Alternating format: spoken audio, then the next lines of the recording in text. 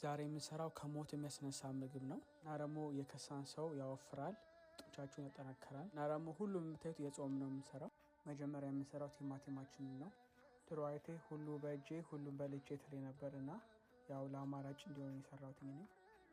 ቀጥሎ ሁሉንም አንድ ላይ አድርገን እንወቅጠዋለን በደንብ ሳናበዛ ትንሽ ዘይት፣ ሎሚውን በደንብ አድርገን እንቆነጥጠዋለን።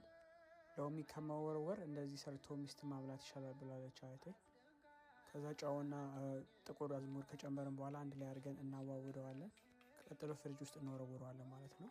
ይሄኛው ደግሞ እንደራሳችሁ ምርጫ ነው። እኔ ግን አረንጓዴ፣ ቢጫ፣ ቀይ እንዲሆንልኝ እነዚህ ነው የምጠቀመው እና ሽንኩርትም አስገባለሁ እዚህ ላይ።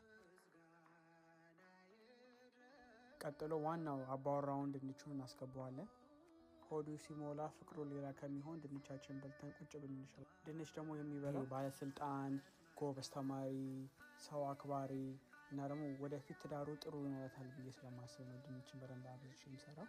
ቀጥሎ የጾሙ ስጋ እንደዚህ አድርገን እንከፋፍተዋለን በደንብ።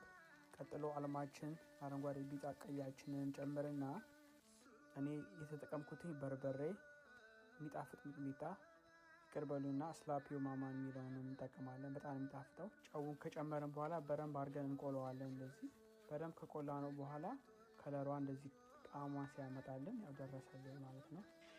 ይሄኛው ባለፈው ቪዲዮ ላይ ሰርቻለሁ፣ ሄዳችሁ እዩትና ስሩት።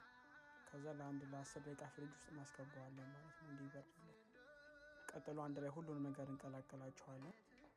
ከዛ ቀስ ብለን እንበላለን። በስመ አብ ወወልድ ወመንፈስ ቅዱስ ብለን ማለት ነው።